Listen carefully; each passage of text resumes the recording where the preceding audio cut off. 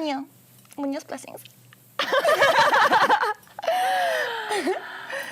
What's our podcast called? I'm happy. The Wunjo Project. Oh, the Wunjo Project. Oh, That's Wunjo right. Project. Project Wunjo. Wunjo Project. Wunjo Project. Gliding Wunjo. Welcome to Wunjo Project. Welcome to the first episode of Wunjo Project. That seems right. It's Wunjo Project. Wunjo Project. Should we start about telling about Wunjo and how this all came about? Let's take everyone back to the beginning of the saga. Yeah. Nay, the fairy tale. Oh, the mito. Meaning a story. Or a myth. Untrue story. Legend, myth. Well, Wunjo. Wunjo is this black swan that we just kept seeing at your place. He glides by on the water, and you can see them on my back deck, and there's this beautiful swan, and there's like sunlight glittering on the water, and he like kicks his little beautiful swan feet as he's gliding through, Like, boo. creating ripples of golden light. And every time we were outside like talking about something that was very much a truth, we would turn and just see Wunjos floating past. Yeah, it was actually crazy. Would we say something like, oh, like, I don't know, epiphany, or like some sort of download, or like, I feel like I should do this, or this is what we should do. And then we'd like look over at the river. Creek? River? Yeah. And then Wunjo's there like, boo, boo, that's the truth. And then like, he's just gone. Yeah. So he became like a sign from the universe for us. Yeah. A sign from us, from the future, telling us that we were going in the right direction in alignment. Always with aligned action. Like, it was never like, it was always like, what is the most alignment for us in the present moment? That's when Wunjo just appears. Yeah. And then it just became a thing, like it's a black swan. You don't see many black swans around. And yeah, it just became a symbol. And tell them why we have the name Wunjo for the black swan. Oh, yeah. So we always pull runes. They're like these little stones that have ancient symbols on them, and there's like a book that goes with them that helps you translate what they mean. Yeah. And Wunjo is the number 12. It's the symbol for joy. Is it a symbol for something else as well? Joy. It's like joy, abundance, just like the literal best parts of life. Yeah. Luck.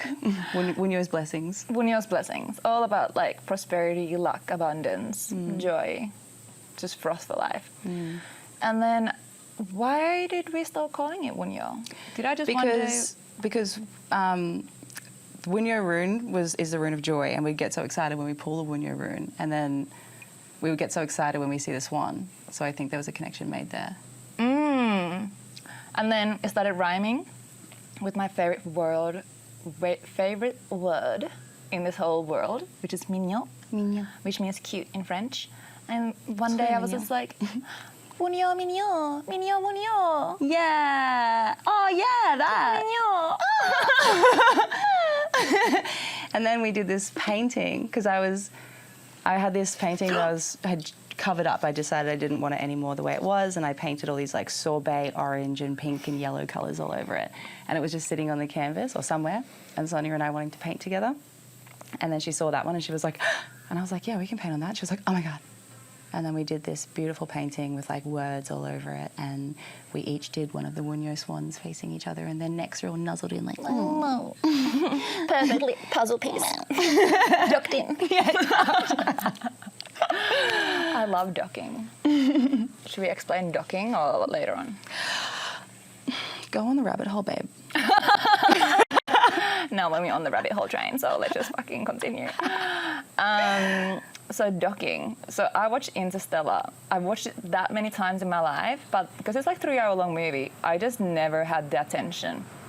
And last year, I was at my friend's place and we're thinking what to watch, and then suddenly I was like, do you have Interstellar?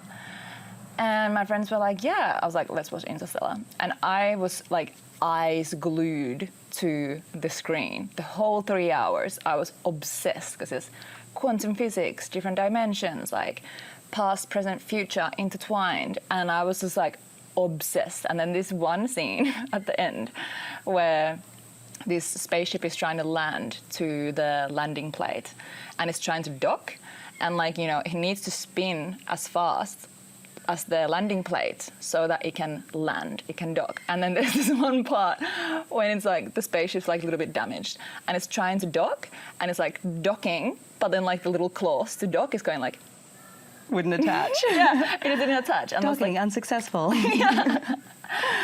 and that's such a good metaphor for everything. For Like matching your vibration with the life you want. exactly, or like manifestations. You try to manifest, or want to. Like if your body is not vibrating on the same frequency as your manifestation, cannot dock. Nope. No docking. Yeah, so that's just become like a theme for Another us. term for alignment. Yeah, Docking. docking. I love it. And that's what we're practicing on our road trip. I'm so excited. Yeah. Let's talk about a road trip. Okay. Where do we begin? Okay, so I can't remember why I decided that I had to just like fucking send it and go on a road trip all of a sudden. Do you remember why? Because you were able to borrow a car from your friend, and we've been wanting to see each other for months now. It's been months. Yeah, I since this literally trip. said, I was talking to Hayley and I was like, oh man, I'm really ready for a car again because my car's broken a while ago and I've just been living with that one. And then that very day, an hour later, my friend called and she was like, hey, I'm going away to, overseas for like 8 months. Do you want to borrow my car? And I was like, oh my God. And I was just filled with so much joy. Wunjo. Number 12.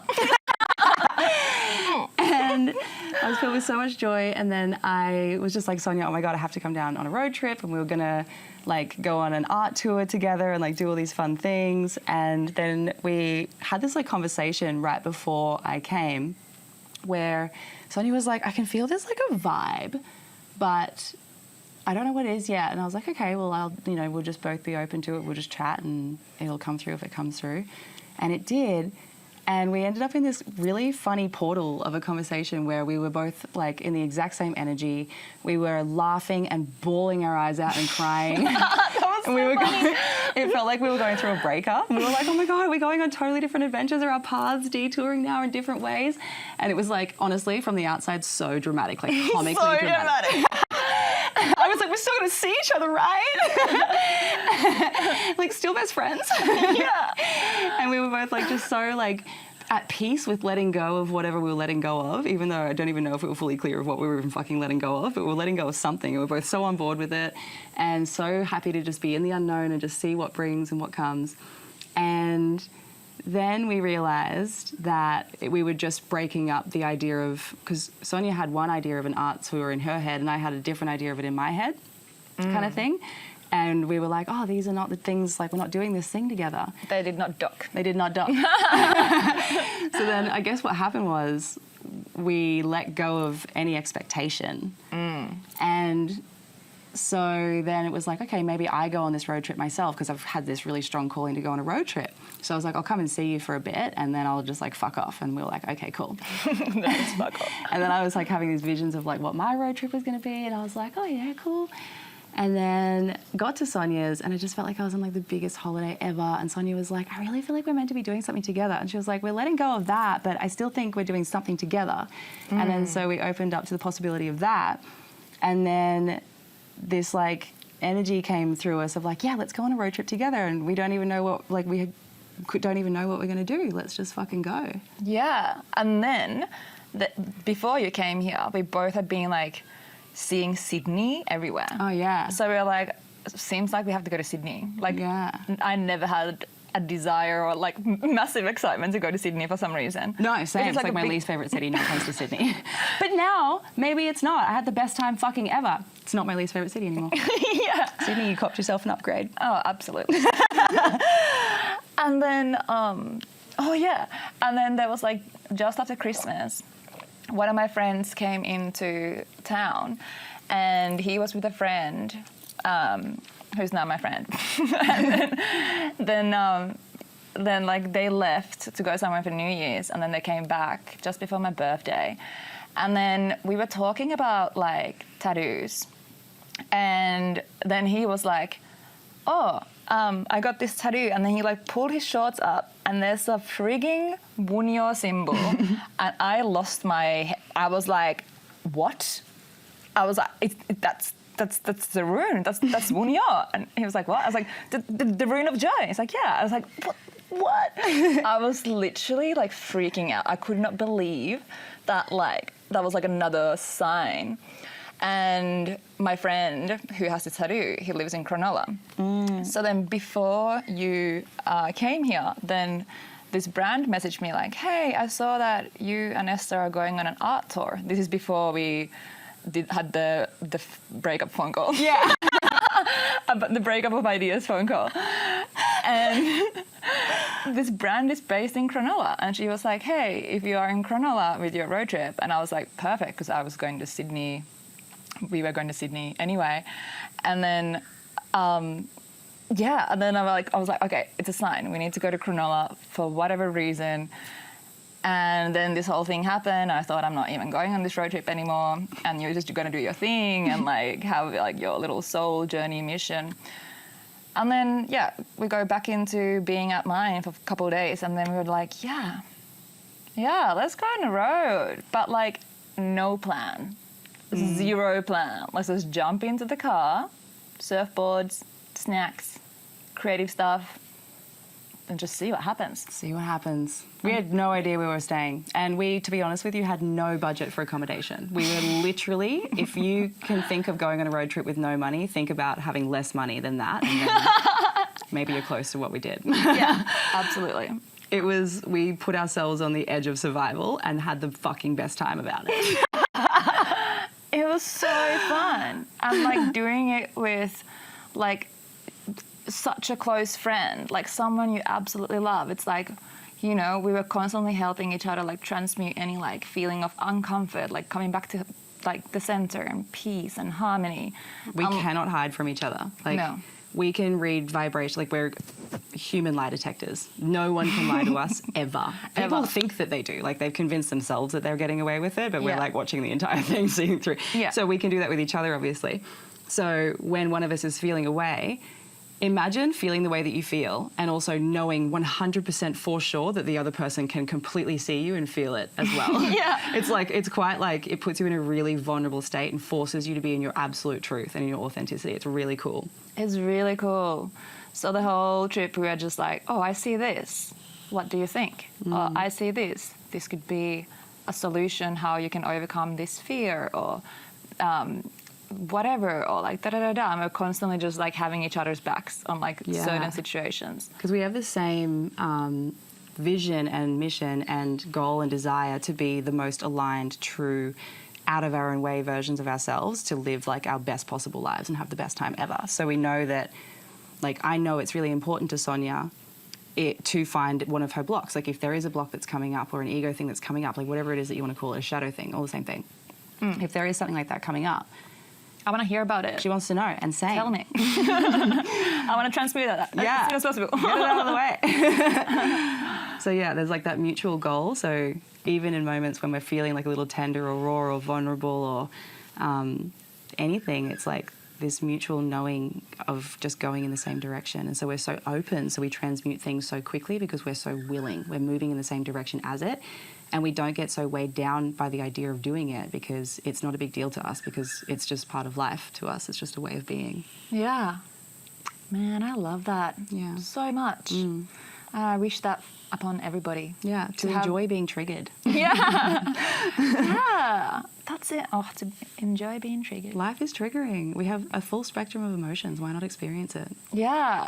Wow. That's so powerful. Totally. So we went on this road trip. And we literally just let like symbols and numbers and like signs of random strangers. Yeah, like signs of alignment, and like we went. Just guide our whole way. Yeah. We like followed these puzzle pieces. I was literally going to say puzzle pieces. Yeah. That's it. It was like a whole like every single person that we met or everything we experienced like had like its own puzzle piece within them, which led literally us to here right now talking about this. Yeah, yeah. We had no idea we were doing this last week. No, not even yesterday. No. We had the idea to start this podcast like an hour before when we started recording it. Yeah. And here we are doing it immediately. Aligned action, baby. So good. Oh my God, dragonfly. So yeah, we just went on the road, stayed at our friend's place in Newcastle, and then the next day we went to Sydney, Manly. Yeah, because you were like, it'd be really nice to actually go in and see Bennett Surfboard because like they sponsor you, and you were like, it'd be cool to like go in and actually face to face experience them and be there in their museum-y thing. Yeah, because I'd never been in the museum and I always wanted to see it. Yeah. And then, and I think, our friend we stayed in Newey also mentioned Manly. Like, so Manly was name dropped twice. So that's like, we call that loud. Yeah. The universe is, like when we say the universe, we're talking about us, like the ether version of us. Yeah. All of us. And so to put it in like a perspective that everyone understands, like the universe communicating to you through symbols and stuff, and when it's like something that repeats more and more, we're like, that's fucking loud. Yeah, absolutely. So Manly was loud. It was like, go to Manly. So then we drove to Manly. Then we went to see Bennett, had a sick time, and then from there, we were like, I was talking to Tommy at Bennett, and I was like, where should we go? And then he told this place. It's like a pub. We went to get some chippies and a beer. We went there, and it was like, the weather was so dramatic the whole trip. Yeah. Like lightnings Thunder. and like so hot and Searing sunny. hot sun. And then like pissing down rain. It was just like crazy. So we got to this pub, and anyway, I had chippies and a beer.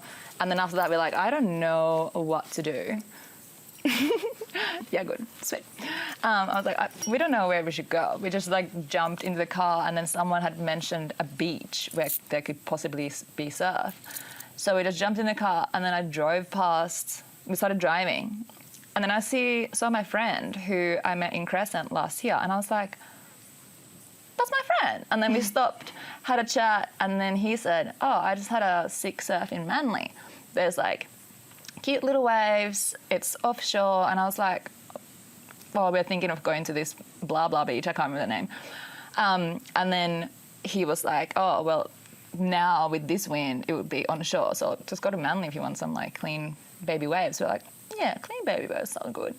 Went to Manly, then we set up at the beach, I went for a surf, then after the surf, No, you saw a friend in the water too? oh yeah, I saw a friend in the water. Yes, that's actually very loud.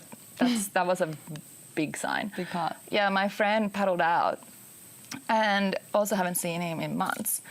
And as soon as I saw his face, I was like, I just knew, like this knowing, my intuition was like, you need to, like something is attached, or like this person holds some sort of information, a puzzle piece that I'm yet to find. And anyway, we talked in the water, and I was like, oh, we're probably going to go and get dinner after this if you want to join. And he was like, yeah, absolutely. And then we go put our boards in the car.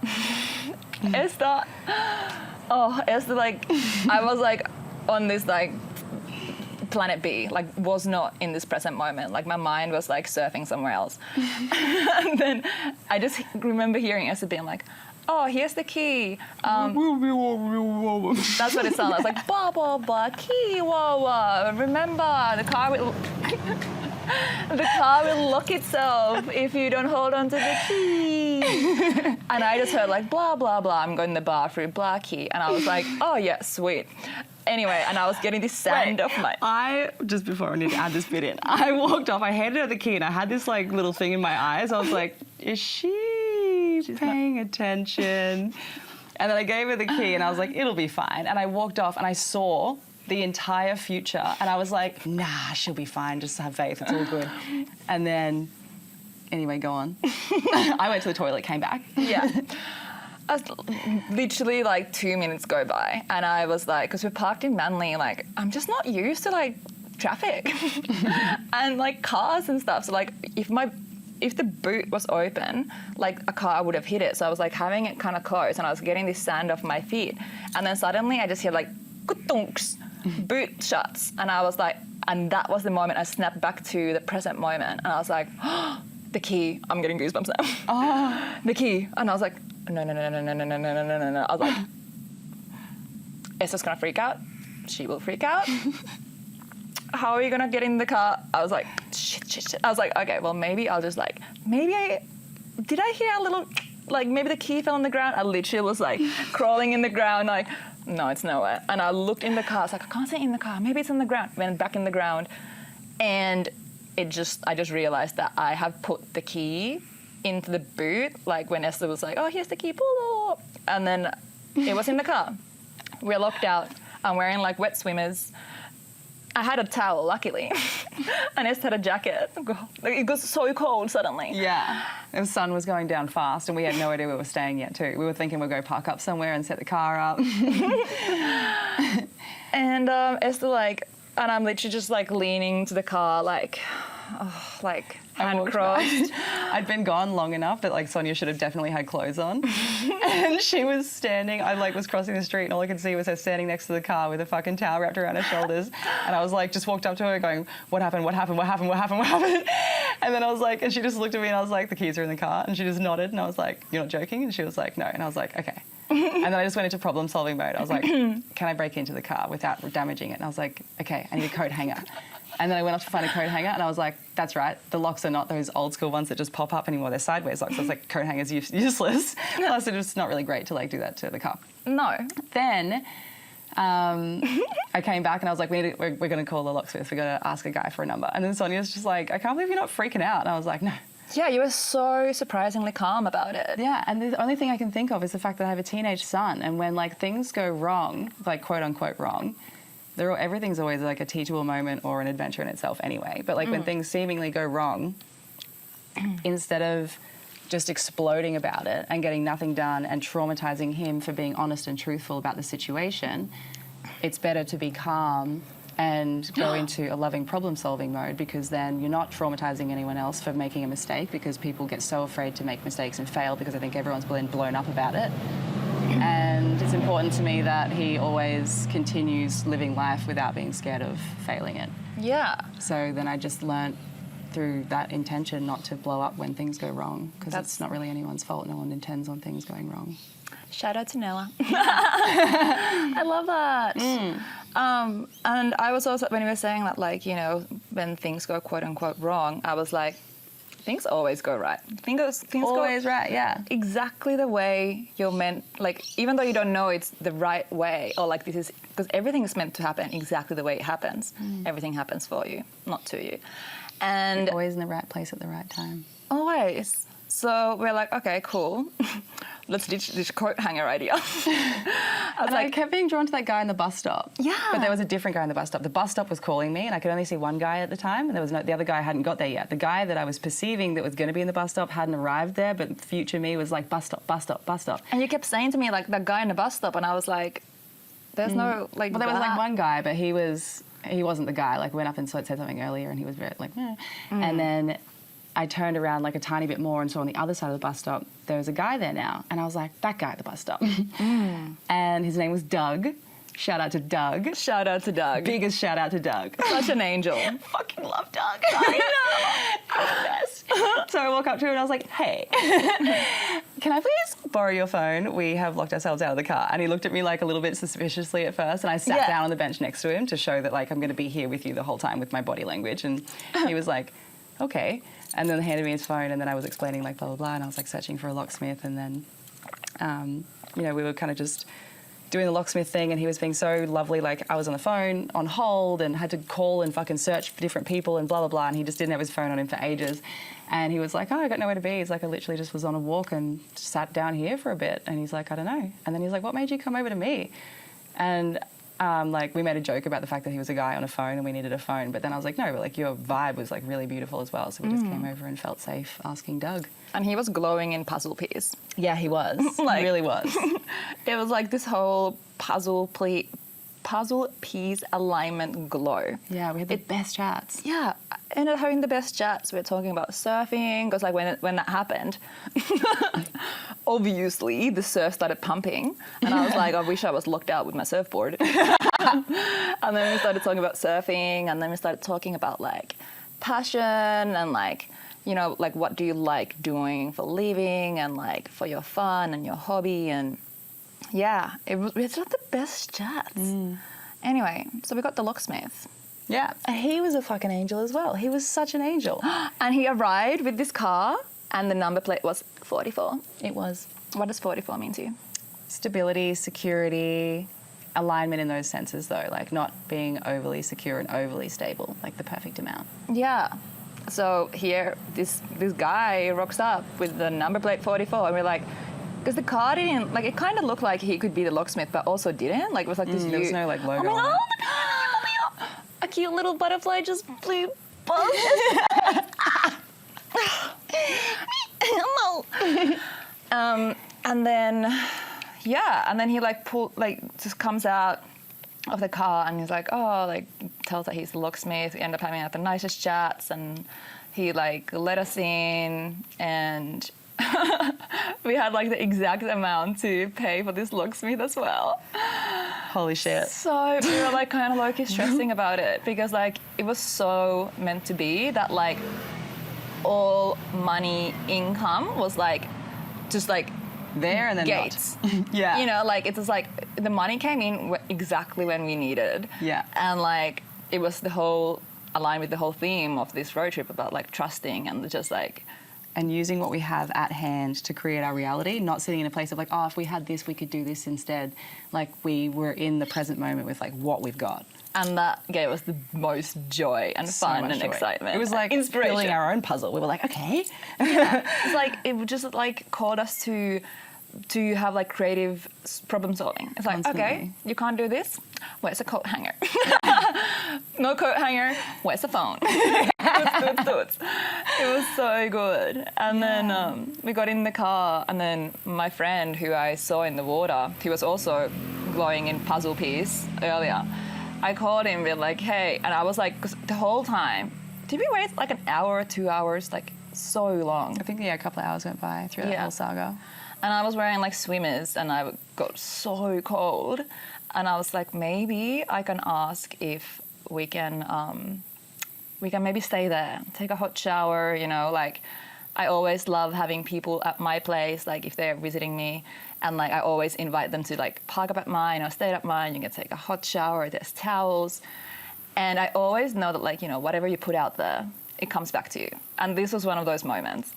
We got to this house, and it's the most beautiful house. Like, it's just like there's rose bushes and looks like Beauty and the Beast, like that kind of like French, rosy, romantic vibe. It was it just gave the vibe of like a deep wine red and beautiful forest greens, and it was so romantic. So romantic. It was beautiful in like a dark kind of way, like a dark feminine energy in a really beautiful way. Yeah. Funnily enough, it was a house full of boys. Yeah. And we just got there. My friend set up a mattress for us, and like it was kind of late, so we didn't know anyone else who lived in the house, or like haven't even said hello. We're like, okay, well, We're just in this house full of people. yeah. We're gonna wake up and meet them. I know. And like one of my favorite parts is like, you know, when you stay in a house and or like you arrive to a place in dark and you don't know what the surroundings look like at all. And in the morning when there's light, you can see like the upstairs, it could be anything. Or like the outside, it could look like anything. And you have no idea, and you just wake up in this new place like, I can't wait to see the outside. I can't wait to see the inside. Like, so then before going even upstairs, we meet the guy who lived downstairs. Absolute angel. So creative. Loves doing. Oh my God, like you walk into his space and it's like every creative person's dream bedroom. Yeah. Oh my God. Incredible. It was amazing. Like there was so many things to look at, and we just pointed at 1,000 things and asked 1,000 questions, and he was like literally on his way to work, and we were suddenly in there. Like we'd just woken up, and we were like, and he was just like, because he was like, it's so nice to meet people like me. He was like, you don't meet people who do thousands of different creative things very often. And so all three of us were just like, his name was Jolin. Shout out to Jolin. Shout out. And we had literally said, I don't know, a day or two before that like it would be so nice to meet people who do like same creative things that we do, or like have the same froth and Yeah. like, you know, multi-dimensional creative kind of. Beautiful. And also just like really conscious people. So like Matt, the friend that you saw in the water that like let us come and stay. Also shout out to Matt. Also shout out to Matt. Amazing. He was just so, I've not really experienced this a lot with men, so it was really super cool for me to experience this. But he was so welcoming and inviting with everything he was doing. He was like, come into our world. Yeah. And he like didn't just say come into our world and be a bystander. He was like, take part, here's how. And he kind of like held our hand through things almost in like a super chill way and just inviting us in, just like held our hand through the doorways of a bunch of different things. And we were like, oh, so nice. Yeah. And he would like think ahead of time, like sending you the menu of a place just in case there was nothing vegan, so you can have a good head start in deciding what you would want to do. And just sit like, I love that. I love that. That was so cool to experience. Yeah. Because like all my girlfriends are like that, but it was really nice to meet a man who just behaves like that as an everyday state of being. That is actually so true. And all of the boys were like that. Yeah, all of them. It was just really nice. So yeah, it was cool to experience. And now that I know that exists in the world. Yeah. Oh, so beautiful. That was actually, yeah, like so considering with everything. And then we just ended up like staying there for 2 nights. Learned how to play pool better. Yeah. Like, got a lesson about how important it is to have intention and focus. Yeah. And like when you Commitment. And commitment. Like when you set your you set an intention, and like so we're learning how to play pool, and like I'm with pool like usually like 50-50. Sometimes I'm so good at it. Like I learned how to play pool when I was a kid online with my brother. And I always see grids, like if you shoot the ball there, it bounces there and da-da-da-da. But like sometimes I just can't do it. I'm like, why can I not do it? Like sometimes I'm so good at, sometimes I'm so shit. I'm like, why?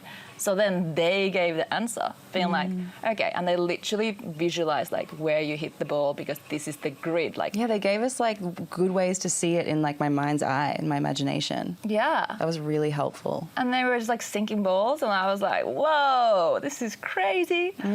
Something I learned from the pool experience was that previously, like anytime I've ever played pool, I would have this voice in my head being like, oh, I'm probably not going to get it. So like, I'll just try this. That was like the energy that was going on in the background. And then also I would always try the safest option because I was just so like hoping I would get a ball in.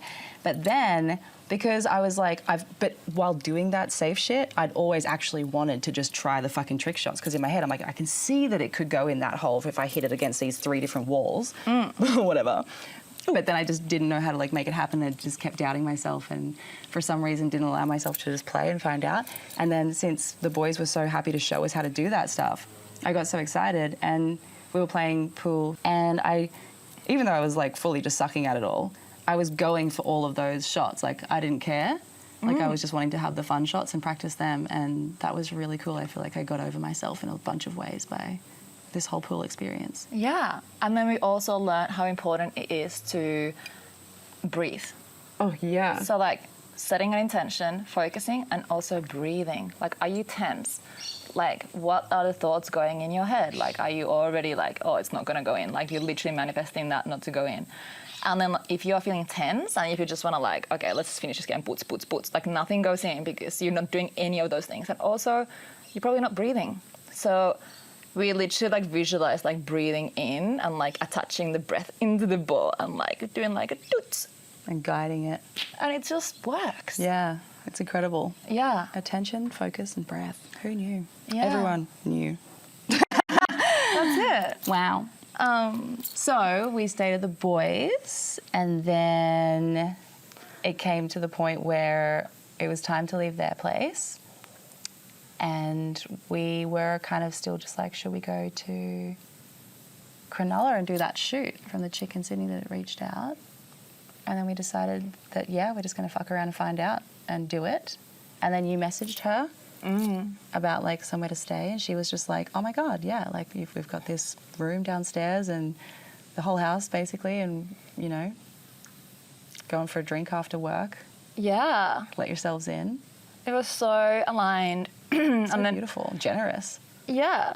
And then we were like driving there, and then like, That was Lizzie. Shout out to Lizzie. yeah.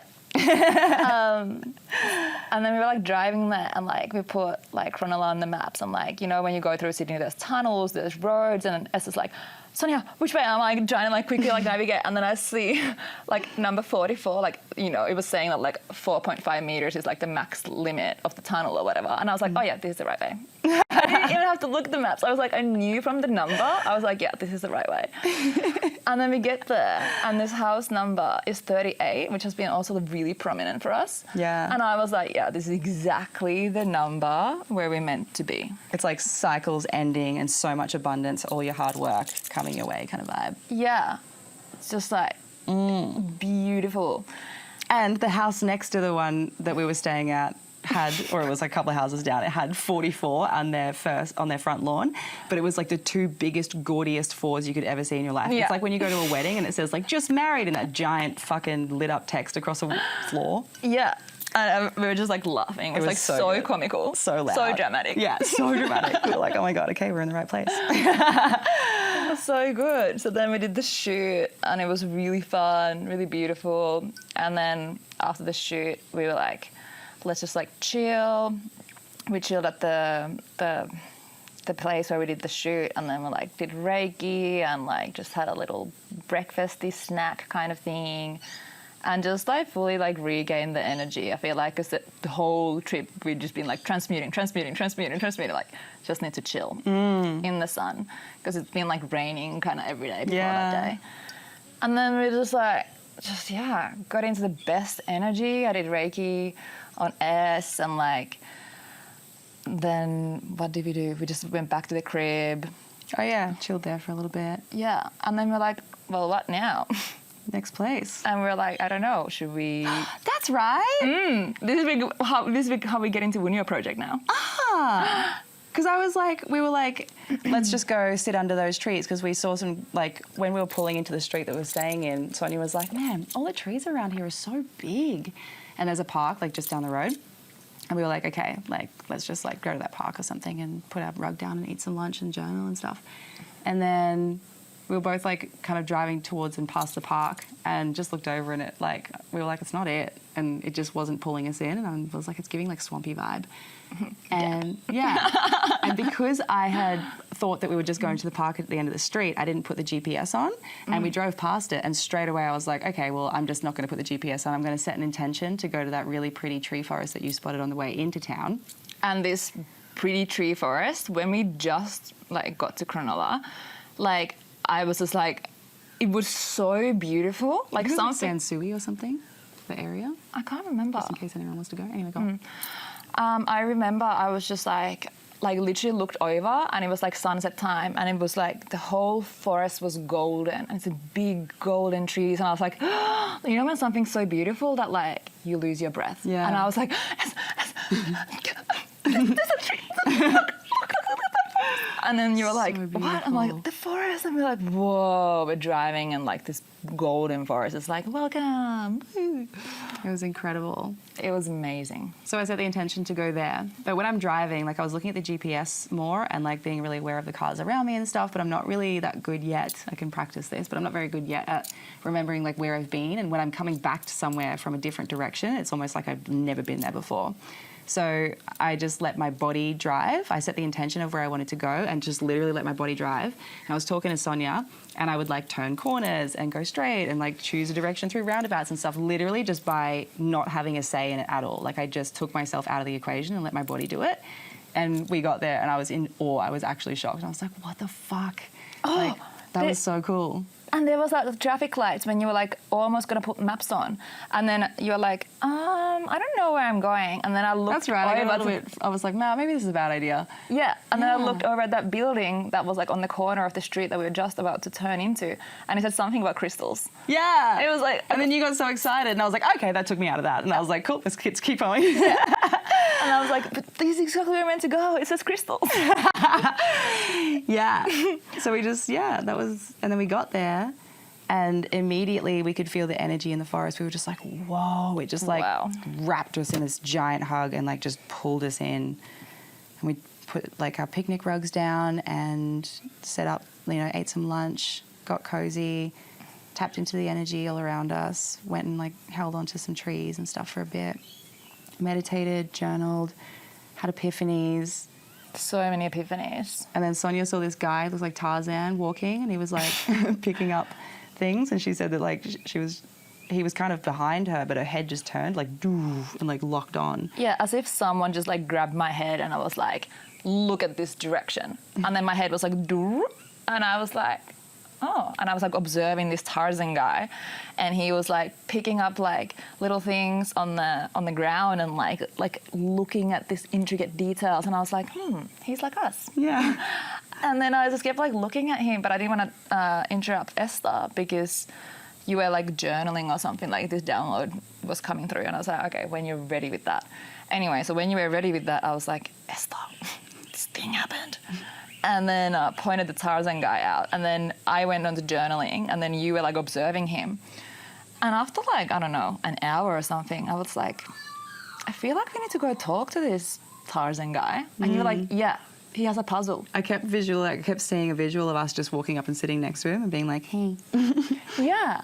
Yeah. So then we did that basically. We walked straight up to him, and Sonia was like, what are we going to say? Are we just going to say hi? And I was like, maybe. And I walked up and I was like, hi. Yeah. And he was like, and I was like, can we sit with you? Yeah. And he was just so in awe. He was like, he kept like holding his hand on his heart. His name was David. Shout out to David. Shout out. And he was holding his hand on his heart. He just kept being like, wow, like, I can't believe you just came up and just said hello to a stranger. Like, people don't do that. He was like, this is so nice. And we were having really nice chats, and like we were on the same wavelength about things. And he like suggested that we go, because we were shooting earlier at the Sand dunes. but we didn't actually go to the Cronulla sand dunes. We were just at the beach that's closest to the sand dunes. And he was like, oh, you should check out the Cronulla sand dunes, blah, blah. And we were like, yeah, maybe. And then we had this like amazing meditation kind of moment. It wasn't even a meditation, we were talking, but we went through this like huge reality shift, and it was almost like we were on like a DMT trip kind of thing, but we hadn't taken anything. And we were seeing each other almost like we were floating kind of thing, and we could just see through nature entirely. And then we got that download that like I've been on this like mitochondria rabbit hole for a long time. And then I was just like, and then we got the same download, but I got a different way of looking at it, a more like a visual way. Like I saw this like artwork that I've been wanting to do, and then I drew it out, and then next minute this whole thing's like a spider web, and spider webs has been also being one like puzzle piece rabbit hole thing recently. And then I like went through this whole thing, and then I got like the quantum mechanics version of it. Yeah. And I was getting like atoms and gravity and oscillations and how docking works essentially, and how we in the present moment are in a multi-dimensional experience of time where it's simultaneously fast and slow depending on the perspective, whether you shift from the universe perspective or the present moment perspective. Yeah. In and outside the atom. And Sonia got like an animated way to describe it. So it was like we got the deep knowledge of how energy works, and then we also got a fun way of making that like a visual and a story and something digestible and fun. And we got them at the same time. The information was, because we were obviously on the same frequency and we were resonating at that frequency, and the frequency was coming through both of us because we're both such open channels. And we constantly express when something wants to come through, we just allow it.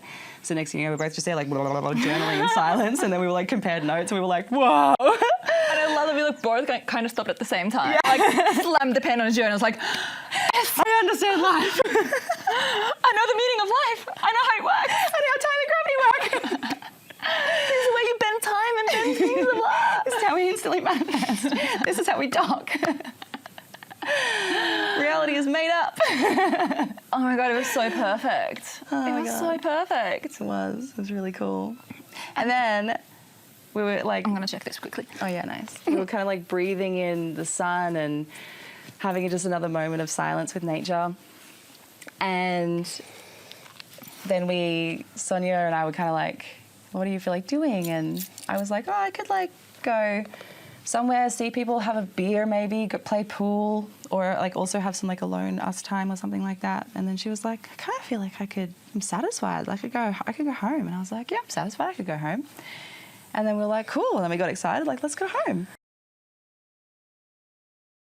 And then we were packing up to leave.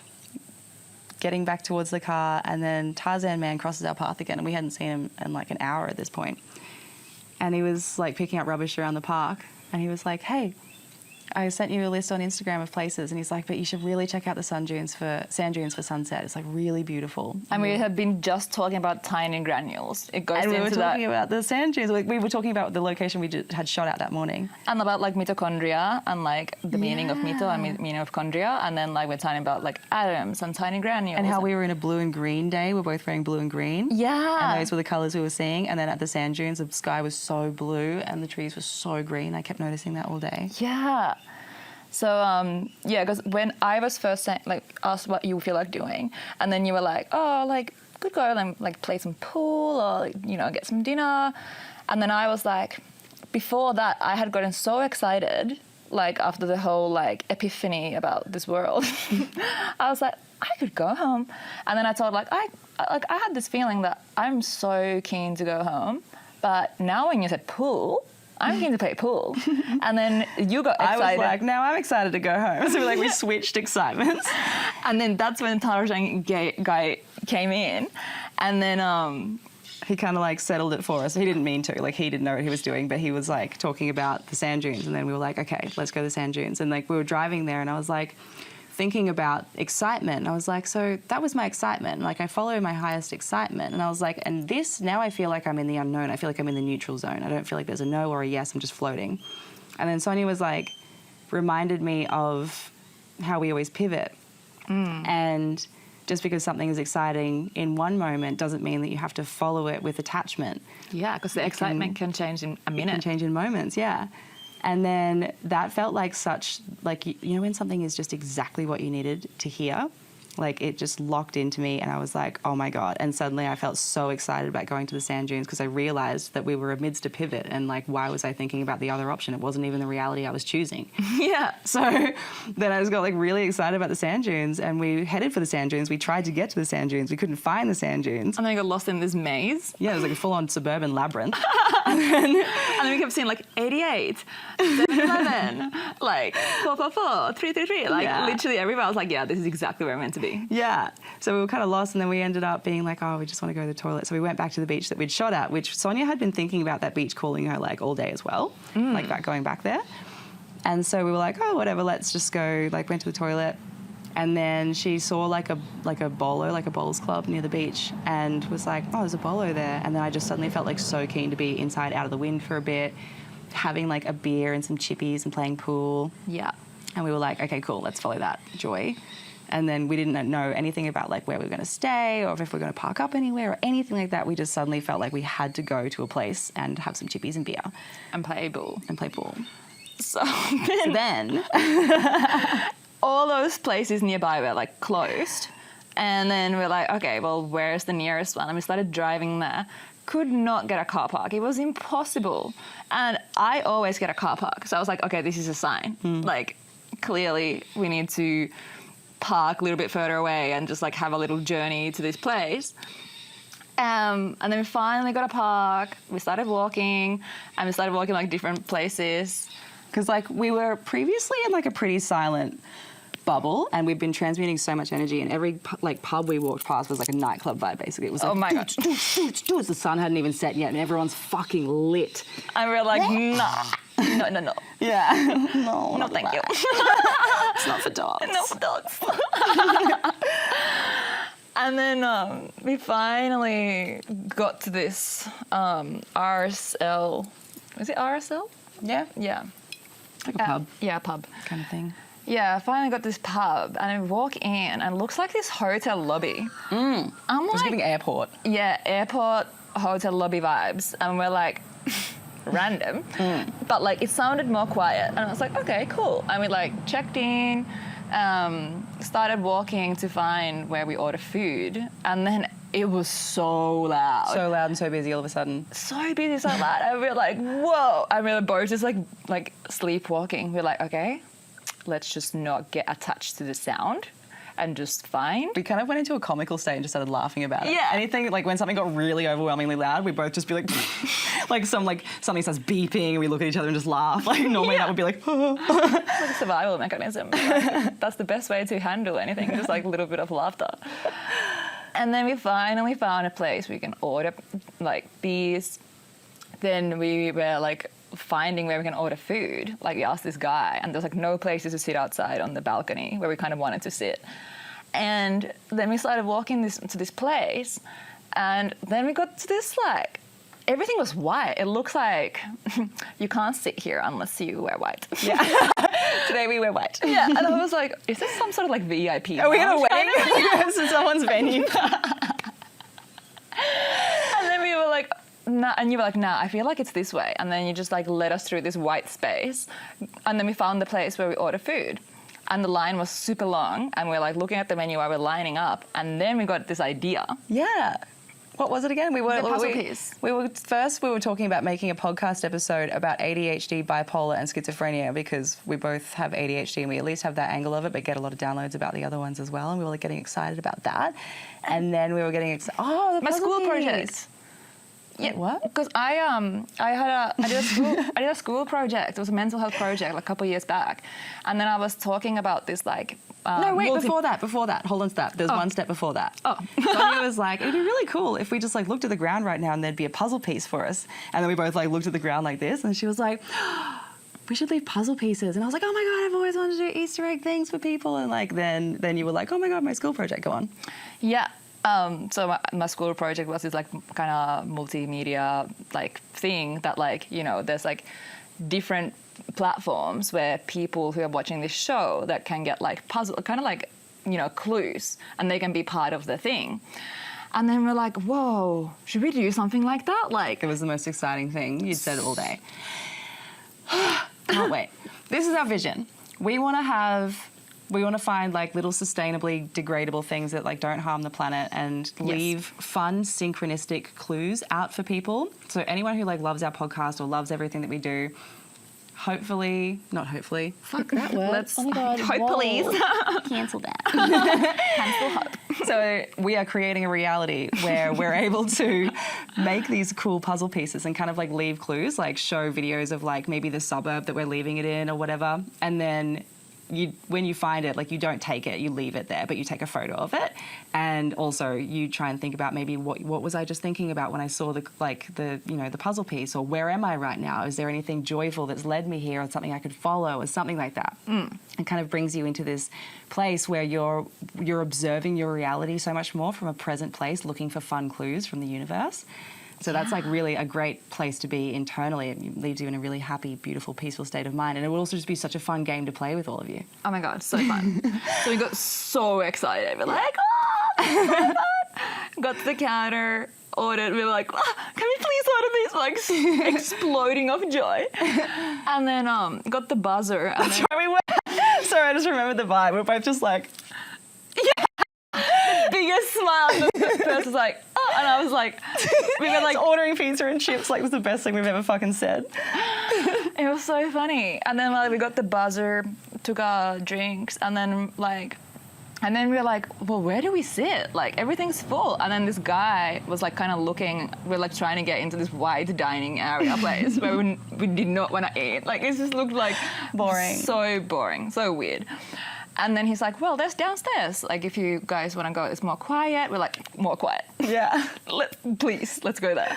And then he's like, oh, it's downstairs. You can take the elevator. And we're like, elevator? Like, I'm just so used to, like, small RSLs. Like, this was like a fancy hotel version, like, RSL on steroids, like boots, so fancy. Yeah. Anyway, getting into this elevator and, like, all the numbers, but, like, for example, level 3, there was, like, 2 3s next to each other, like 2 buttons. Why is that 2 buttons? I don't know. One was the button, one was just writing on a wall. Someone scribbled 3 next to 3, so it said everything was like 33, 44, 55. No, there was 2 actual buttons. Wait, what? Yeah, you could press either of them. Oh. Yeah, but it was weird. I was like, oh, 33, I remember some of it being munted. Really? Oh, I don't know. Well, the numbers were the engaging part. Very engaging. And then we got downstairs, and it looked like we entered like a different dimension. Like the doors up, like, boo. and this is like a whole new world. New world. It was so weird. And then we're like just walking around there trying to find where should we sit, and then we find this door, and then we both looked at each other like, yeah, let's go there. Yeah, this guy just walked out of it. Didn't even know it was there. We were looking at a table in front of the door, and Sonia just saw this guy walk out, and she was like, oh, it's a doorway. Yeah. And then we were both like, gateway? Yeah. And we were like, just walked in. And then we saw this room, and we were like, okay, this is not the place. No, it was the smoking area, but it wasn't a smoking area. It was just full of 18-year-olds vaping. It was the vaping room. So we're like, oh no. It was so funny. Let's leave. And then we like left, went to sit somewhere else, and that looked like a hotel lobby. Yeah, and then it was like we were facing. It was like 'cause at daytime it'd be lit. You'd be looking at the ocean, but it was just black out there at night, and so it was basically a mirror of us. And then it was like at the airport when there's two armchairs facing a coffee table facing out the window kind of vibe. Yeah. And so we both sat down in the chairs, and then just immediately both got into the same bit where we were interviewing each other. And I was like, the audience has been waiting for you to come on for a long time today, Sonia. And she was like, thank you for having me, blah, blah, blah. I think it was like, welcome to our podcast. I think we even said that then, but we didn't know that we're starting a podcast together. And it was just so funny. We're like, no, this is not the place. Yeah, had some giggles and then got up and left. Yeah. Went back to this elevator, left that dimension. And then... No, because you were like, maybe we go back up, and the beeper was like, beep, beep, beep. We were like, we go back up. Yeah. The buzzer started beeping. I was like, okay, confirmed. Went to get the foods, and then got the foods, and I was like, and you're like, where do you want to sit? And I was like, I really want to sit on the balcony, like the outside bit, like some fresh breeze, you know. I was like, I'm sure we can get a park seat. And then we like went there, and suddenly there was a perfect spot. And then we got there, and then there's like these two chicks like sitting there, and then we're like, It was a huge table. yeah, huge table. It was the only space, like everyone else was taken. And then they were like, and then we like got seats, and then we sat down, started talking, and then the other girl was like, hey, by the way, do you want this this voucher? This is for a free drink. Like, I'm about to leave. I don't use this. And I was like, thanks. And it felt like I wasn't excited about the Free drink. It just felt like abundance. Yeah, it we were felt- both like, oh my God, we're so abundant. yeah, and it just felt like another puzzle piece. Like, this is exactly where you're meant to be on this table right now. The table like invited us in. Yeah. Essentially. I know. So cool. So then we were there eating, having beers, and we're like reflecting on the road trip, and we were like, yeah, this feels like our last night. Yeah. Like a celebration last night thing. Feels like we're at the end of like a really important chapter or something. And then this is how Wunjo project was started. So we were reflecting, like in that time when we were reflecting on the trip so far, we were realizing like how we do this thing where we notice that the universe is dangling carrots. So basically that's basically the puzzle pieces, the clues. And sometimes the carrots can be so all-encompassing. Like sometimes you can, be dating someone or whatever and be like, oh my God, like this feels so right, so it. But you remain unattached because you're like, okay, it's so right, it's so it right now. But it might evolve. It might be that this person and I are having a short chapter together to learn and evolve or whatever, and then we go separate ways. But it's like you're both energetically aligning each other together for the next parts of your separate journeys kind of thing. So it's still like meant to be. But that's a kind of example of a carrot being dangled. So you raise your vibration to what you need, and then after the carrot dangle, you pivot. And that's like the practice of not being attached to any specific reality. You allow yourself to go, okay, this is the end of this thing. It's obvious. I can feel it. I'm going to just let go. And as soon as you let go, you have the freedom to turn any direction you like, and you just know where to stop turning eventually. Like you dock on a different reality. Yeah. And then the whole thing about like the whole road trip, there's like so many carrots. I was like, like we could do this, but like we like felt in our body, like, how does our body feel? Like, does this feel like the right thing to do?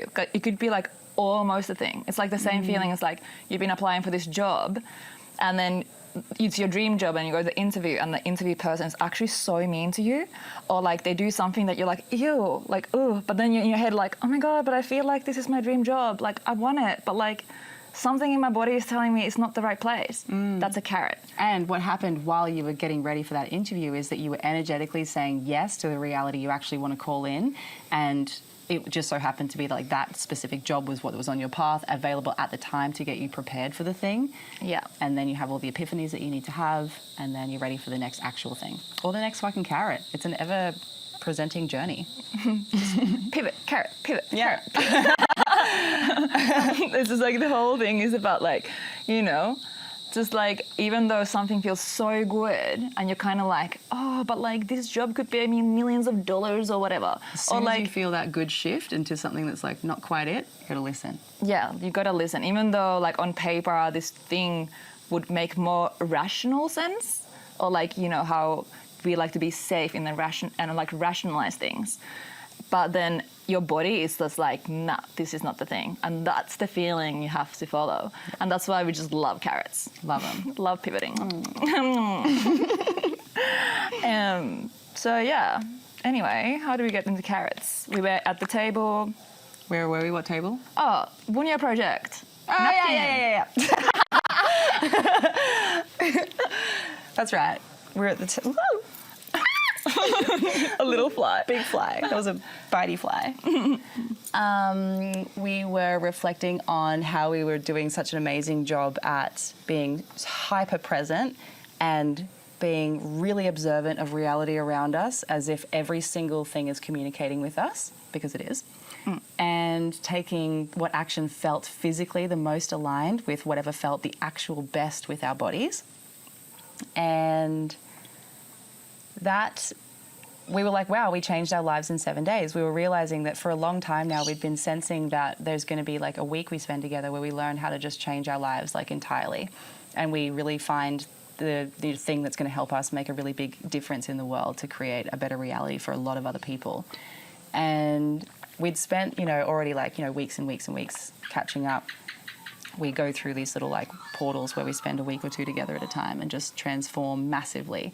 And we use each other as mirrors and we bounce off each other and we like transmute so much and we find so much joy in everything. Like we are the most grateful, abundant people I've ever met. We make the absolute best of our circumstances constantly. And we live in so much joy with it all. Yeah. It's phenomenal. So we obviously excel together like really quickly. And we were reflecting on all that, just being so grateful for each other and for our realities and everything on the journey. And then we were like, wow, we actually did the thing. Like this was like, we could feel that like we did the thing we could feel was coming. We spent this random week together where we transformed massively. We realized all these different ways that we can make a big difference in the world. And then Sonia was just like, I can't even remember what happened exactly, but it was like all a fucking blur. But next thing you know, we were writing on a napkin how to change your life in 5 days.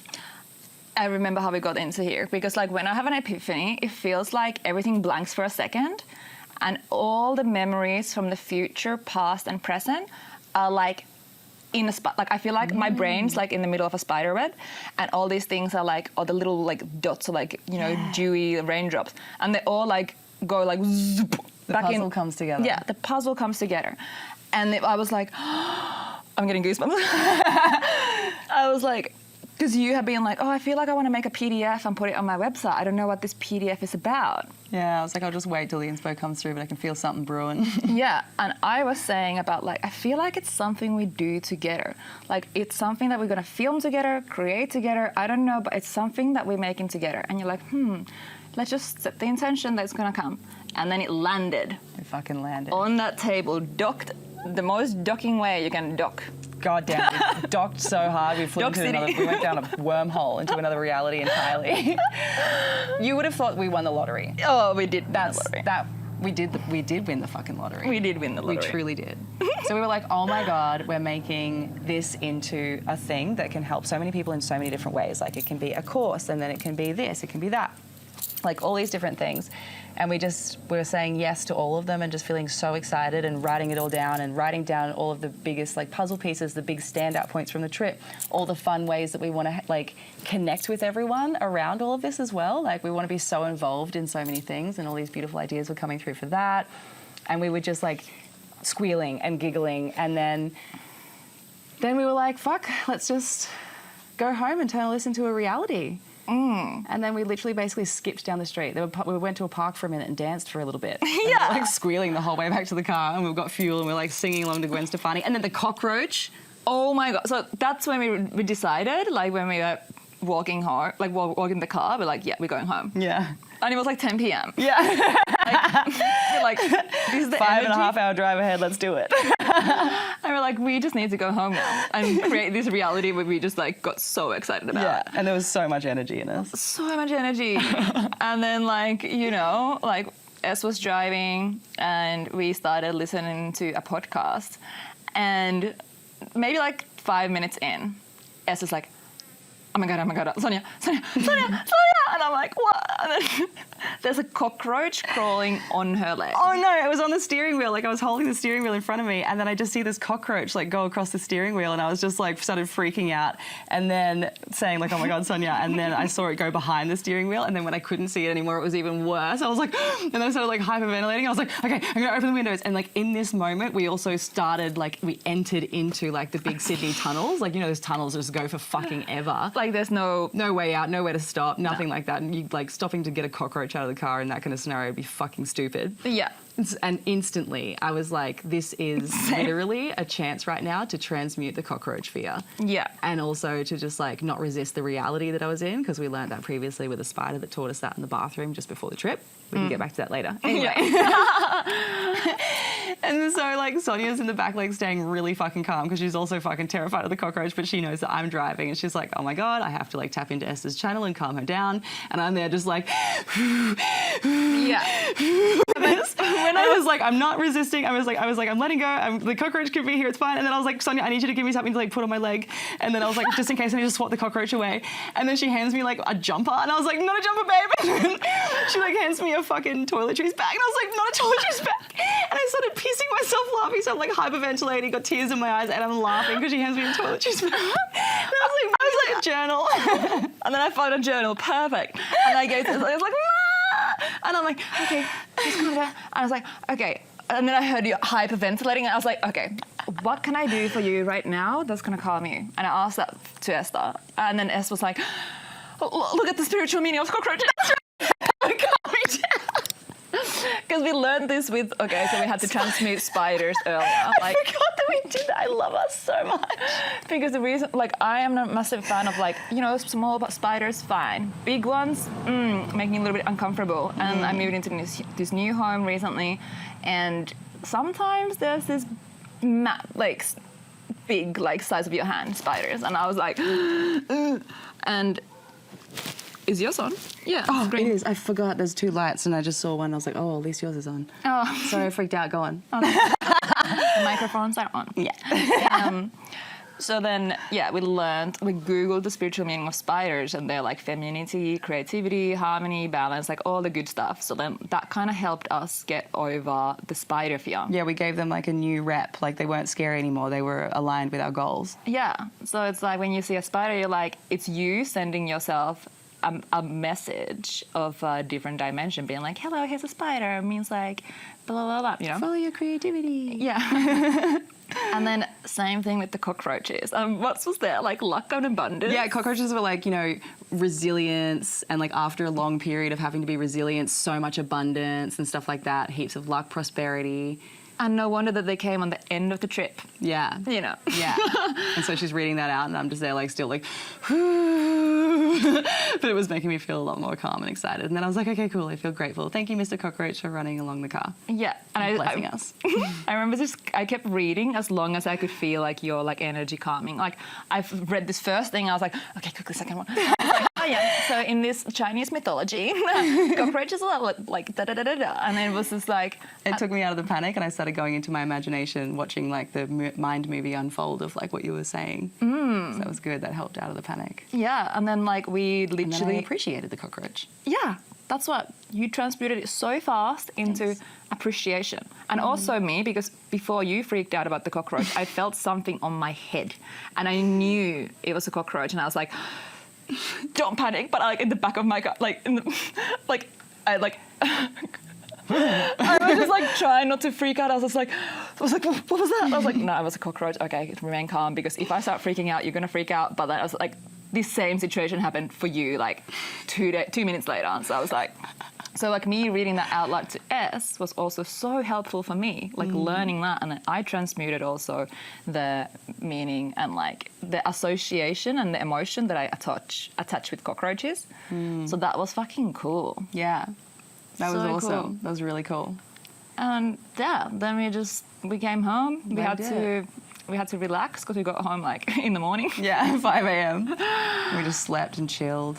We didn't really do anything else, did we? Nah, and the next day we were just like starting getting like ideas, and we wanted to do this PDF, and then like every single day this idea was like evolving. The Wunjo project just kept evolving. Yeah. We got excited. We were out yesterday because we thought we were going to go to the bolo to play pool, but then you were like, oh, maybe we go to the beach. And then you were like, oh, no, we can go to the bolo. And I was like, no, now I'm excited for the beach. And I was like, I can really see us just having a beer and chippies at the beach. That'd be so nice. And there was the most miniature rainbow. Yeah. And I was like, I think the rainbow's calling us to the beach. Yeah, and that was really beautiful. And we got so excited about it. And we were just like spinning out about the rainbow for ages.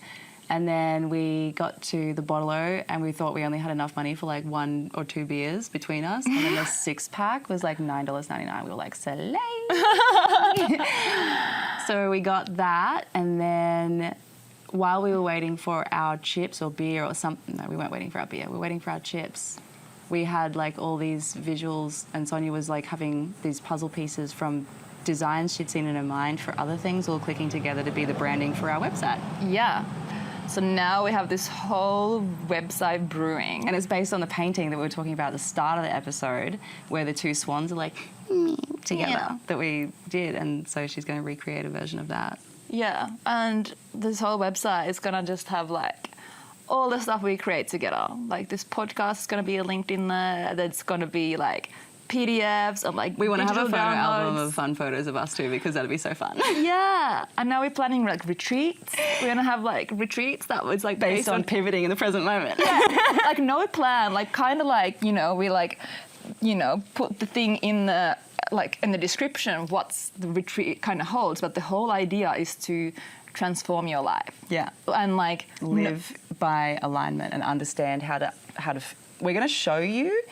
On a very like physical sense, we will get you to literally do it yourself so you fully understand it, how to follow puzzle pieces and crumbs from the universe and click into alignment and just dock and dock and dock and trust and surrender. And pivot.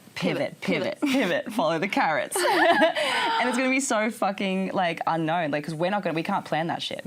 We cannot plan it. No. So there's a huge element of trust even going into it, but like we live this on a daily sense. Every single day. So this is the way we live. Yeah. So we understand how to do it. And then we realize we're like, this is a huge gift that we can share with people. Like, fuck, like we know how to, we are embodied in living in the present moment within the flow of the universe to remain in alignment constantly with our highest good. Absolutely. And we're constantly getting more and more joyful, magnetic, abundant, free. Yeah. Energized. It was just amazing. So we're going to help people do that. Yeah. So retreats coming, PDFs coming, all artworks. Like actually, this one on the background. If anyone's watching the video, we painted this. Oh my god! This is Sonia. There's a cat and a man. There's bees. So yeah, we have been painting and creating things together, and we're gonna make prints, and you can also buy the original artworks.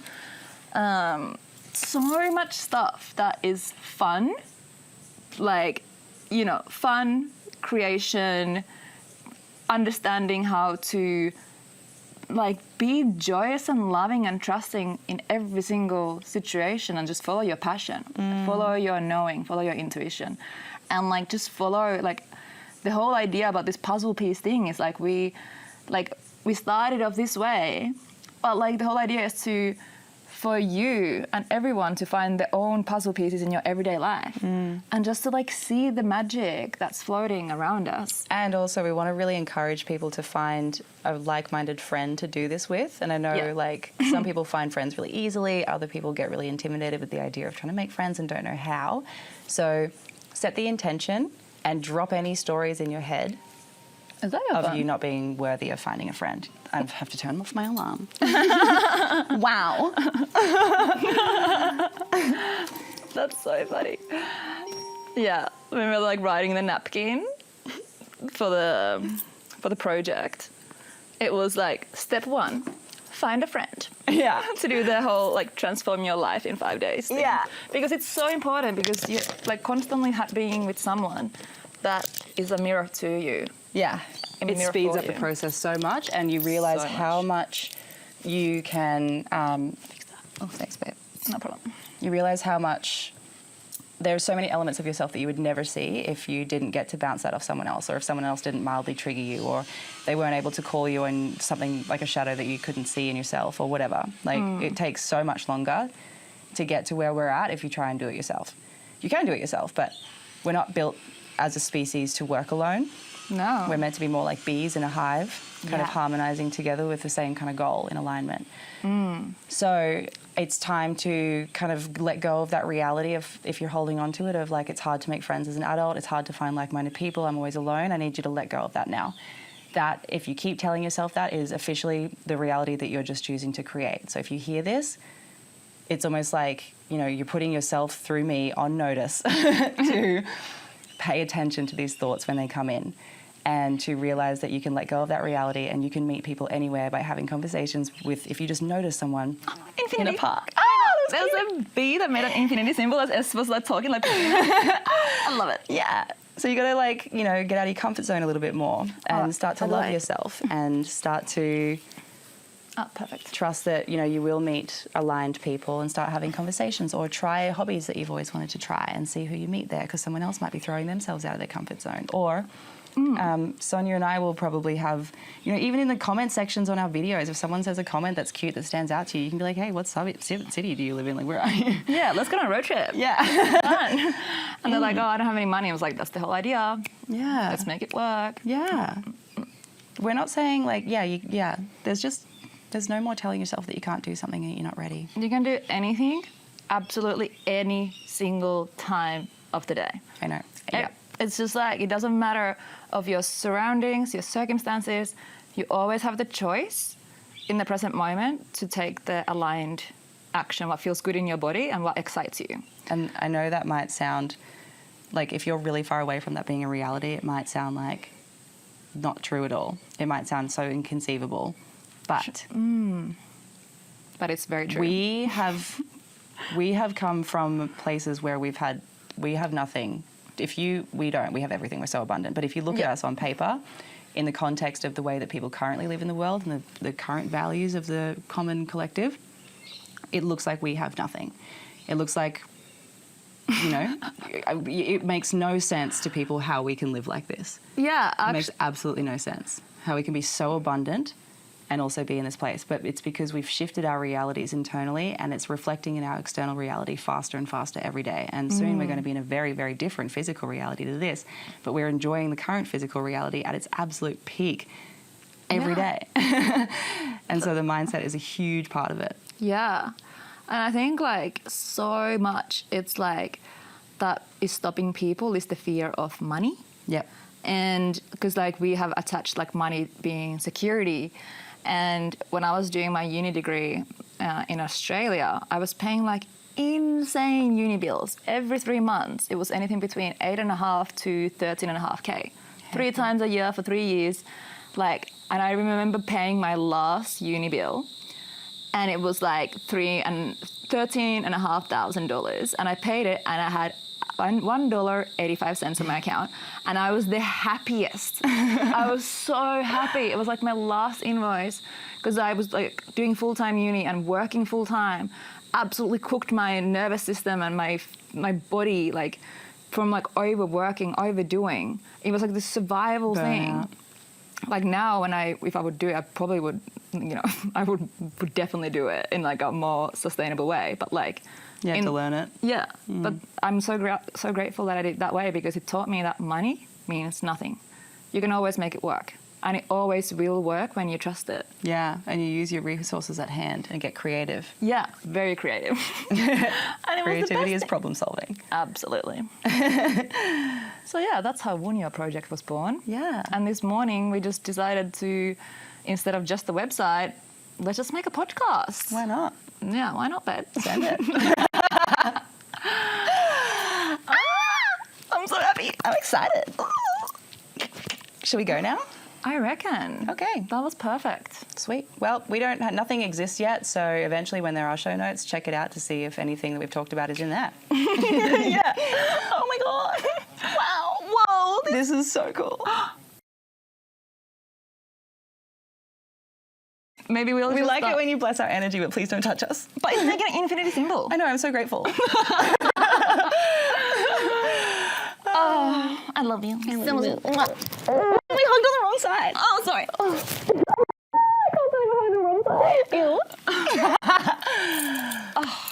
We can talk about that. Hugging on the right side. When you align with your hearts, that is the right side. And not many people do that. So we are here to change that as well. Anyway. Love you. Love you so much. Bye. Bye.